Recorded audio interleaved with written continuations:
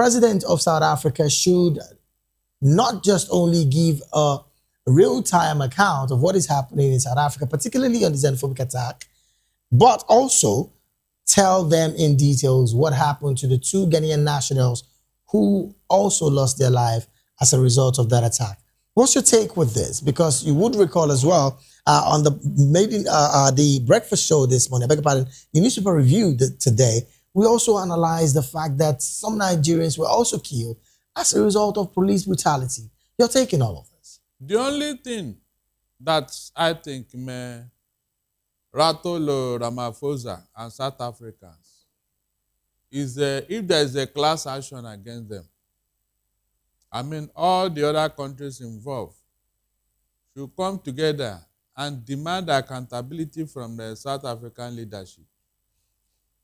Individually going to Ramaphosa, he will not take you serious because he is fighting for his electoral life.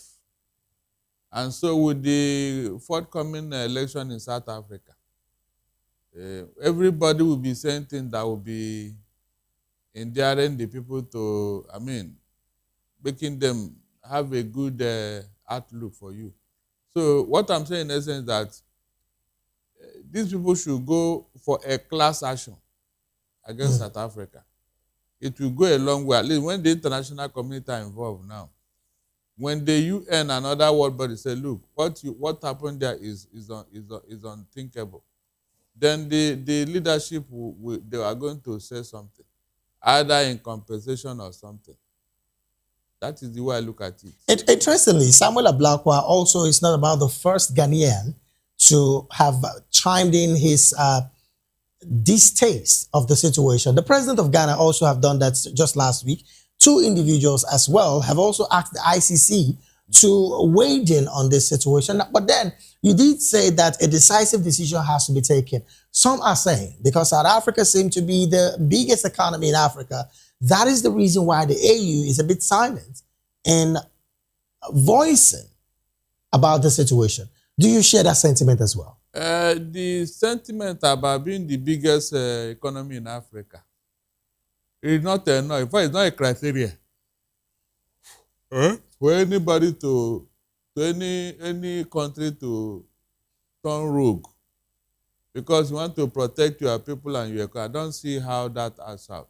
Add up. So if AU have decided not to talk, it is their making. That is what AU is known for. AU has never been able to reprimand any country that is running foul of the AU Charter. They have not. Not to talk of this one that is now the biggest economy and apparently doing one or two things for the AU as a body. And so taking this matter to the international community will help. All the countries should go for class action because South Africa have seen itself as a common enemy against them and their people. So they should sue South Africa. Yes.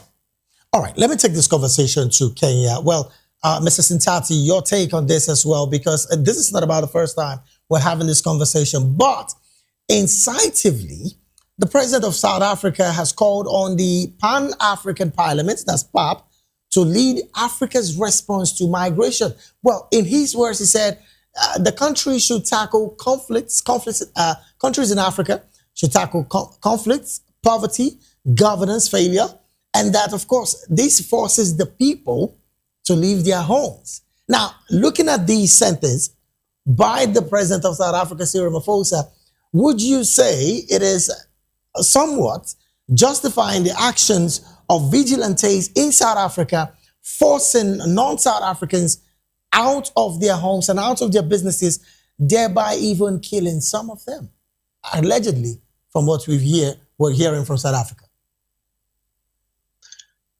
Well, fundamentally, David, these remarks by Cyril Ramaphosa calling on the Pan-African Parliament to take lead in ensuring that African countries are able to address issues to do with poor governance, including armed conflict. I mean, it represents the perspective of the South African government, I mean, inherently speaking. What Ramaphosa is simply saying is that, in as much as other African governments perhaps are blaming the South African government for not taking firm action against these, xenophobic groups, he's simply telling them that, look, you are also partly responsible for this, that you'd rather address those issues that are pushing these immigrants to come from your countries to South Africa. But I mean, when you look at the sense of it, I don't really think Ramaphosa should escape responsibility from this issue.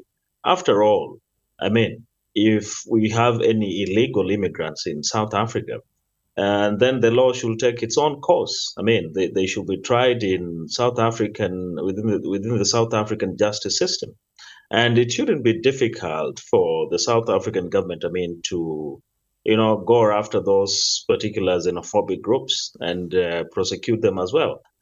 However, that is least expected to happen. I mean, this particular kind of protest and unrest definitely have some really weighty political links. So I don't see that happening. All right, then. Well, still staying with you, Mr. Sintati. Now, a lot of persons have said that, look, Ramaphosa is clearly talking the situation that has been inherent in some African nations where the people, I mean, governments do not take care of the people, thus the people leaving for greener pastures. I mean, this is neither here nor there. But if that is a yardstick for the actions of some of the vigilantes and anti-migration groups to go into companies, into homes, dragging people out of their homes, is that well enough or good enough to be seen for a country that parades herself as a pan-African nation?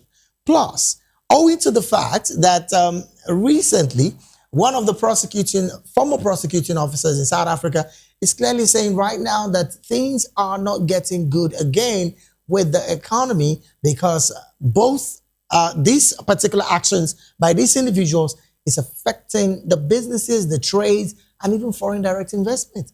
What do you think is going to be done as a result of these pronouncements by the president? Because again, on one hand, the same president was the same person who rolled out 600 million rand to protect the people when they were having this march. So this statement, what do you make of it as well? Well, my take on this developments is, Ramaphosa is clearly playing politics with this entire issue. I remember at first he, signed an order to release money, finances to be spent. Secondly, he went ahead giving audience to some of the leaders of these particular groups who met with him. But nothing really serious came out of that particular meeting.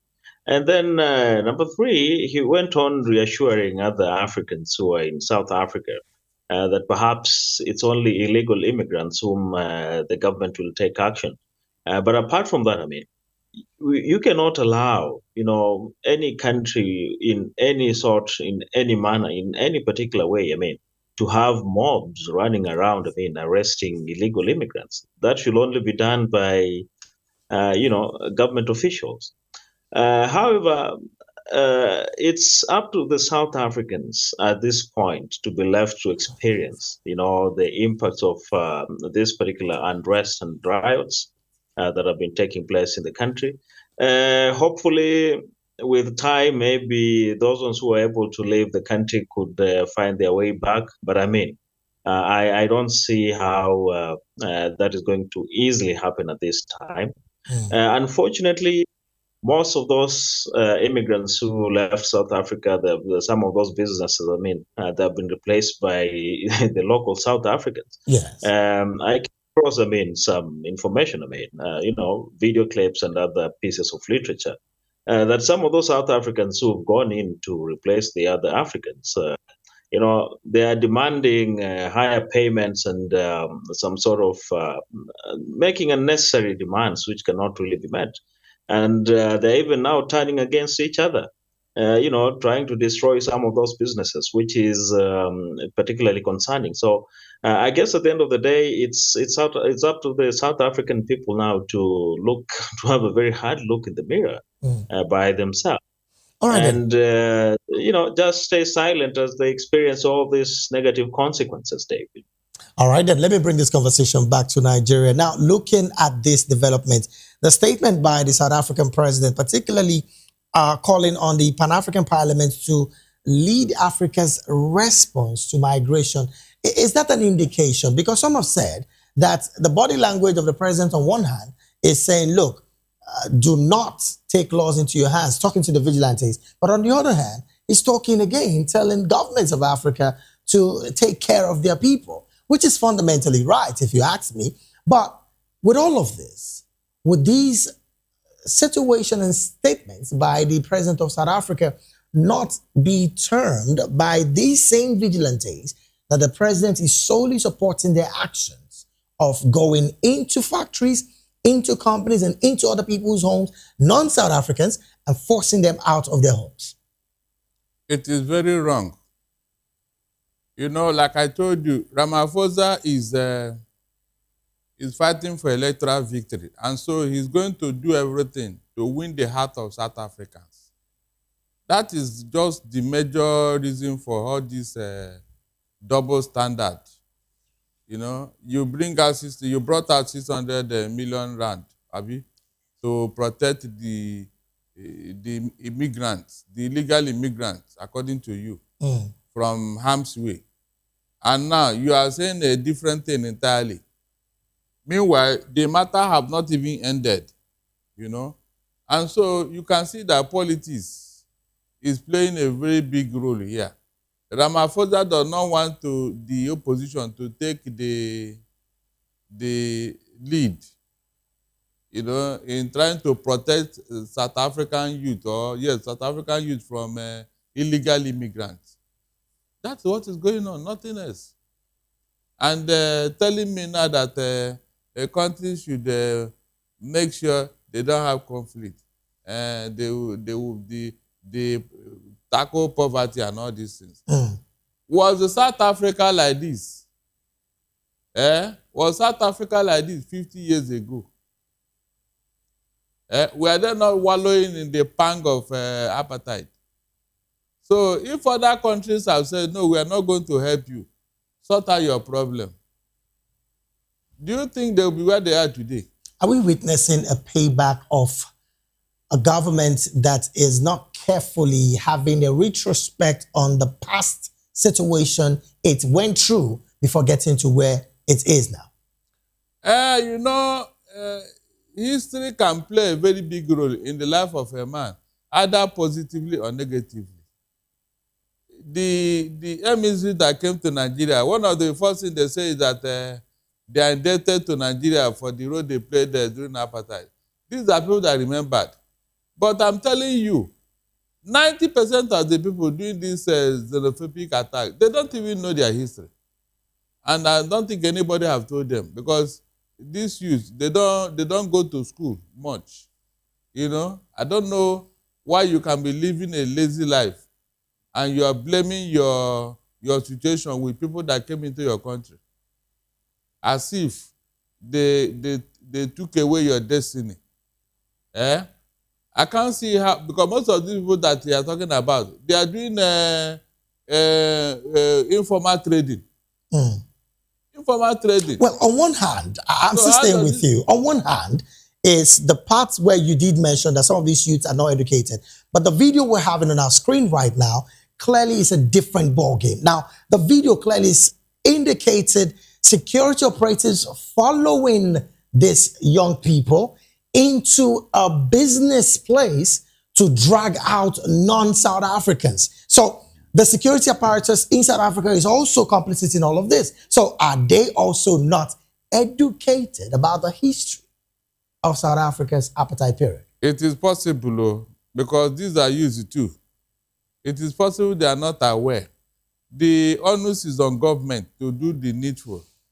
Because if this thing continues and gets out of hand, of course, the the leadership and the government will take the brunt. All right. They will not come and tell the whole world that it is our youth, so we have want them to do here. Nobody will take that. Oh. I'm not joking. Nobody will take that. It will take another thing entirely. Maybe the format of a Rwanda genocide. Maybe when such a case is brought against South Africa, they will sit up. All right, then. Let me take this conversation to Nairobi, and of course, we'll wrap up by returning back to Nigeria. Mr. Sintati, now we're coming to situations emanating from your country where the National Cohesion and Integration Commission is saying that it will conduct an independent investigation into the utterances attributed to former Deputy President Rigathi Gachagua and 9 others. What do you make of this story? Some are saying that the president is jittery going into the 2027 elections and clearly want to look for a way out to making sure that the person of Rigathi Gachagua and his other allies do not in any way get close to the ballots, even though there are still some court cases in all of this. Your take, maybe in 1 minute. Well, first of all, I think it's important to mention the fact that the National Cohesion and Integration Commission is not an effective institution as far as addressing some of these issues are concerned. Over time, ever it was formed under the current constitutional dispensation. I mean, we've never really seen serious prosecutions, regarding hate speech. That has never happened. And I think the targeting of the former deputy president, Rigathi Gachagua, is, largely politically motivated. After all, over the last few days, the NCIC has given, orders for the Minister of Health, who a few days ago issued some really ethnicized, negative sort of remarks against Gashagua's ethnic community. So I guess it's just some ping pong games, fellows in government trying to throw the ball on the other side and, trying to implicate Gachagua. But I can guarantee you, in as much as Gachagua makes some really, sometimes harsh political remarks, but I haven't really seen any sort of, highly charged tribalistic or ethnicized remarks from him. So in any case, it's fellows who in the current administration who need to actually be prosecuted for their tribal sentiments, David. Well, should this happen, that Mr. Rigathi Gachagua at this point is found guilty of that, it should be the first, right? Well, I don't see in any way of a high political figure. Well, that's pretty much debatable. Even at the moment, I think Gachagua is not eligible to run for president come next year unless his case, his appeal goes through at the Court of Appeal against his impeachment. But if he's found guilty, then definitely he's going to face charges. But I have very low expectations in any case if that is going to happen, given the history of similar cases presented by this particular commission, David. All right, then let me bring it back to Nigeria. Your take as well. This is a conversation that, just like you heard the analyst from Kenya, this is a body that has not really had any bite when it comes to prosecuting anybody. But right now they are head on trying to analyze the statements made by the former vice president that again has been impeached and is not eligible to contest in the next election should the appeal court still stand by the decision of the impeachment process. But looking at the fact that some are saying that the presidency is jittery and thought the reason why they are moving in this angle, is there the possibility that the person or the presidency of Mr. William Ruto is still scared of his former deputy going into the election in 2027? Yes, every leader that has failed in governance will always be jittery when the election is coming up. The greatest enemy of any failed leader is the action of the people during the election. And so when they see a formidable opponent in the polity, they are always looking for a way everything will be brought in to shut that opponent down. I mean, a formidable one. And so I'm not surprised, because that has been the modus operandi of African leaders. I mean, African leaders, I told you here, David, that it's like they went into a room, into a coven, and decided that this is how they are going to run Africa in their different states. Oh, well, because that's why they behave alike. Because of our time, really, this is where we have to draw anchor on the analysis segment of the African news. We've been talking with Mr. Darlington Agumo, public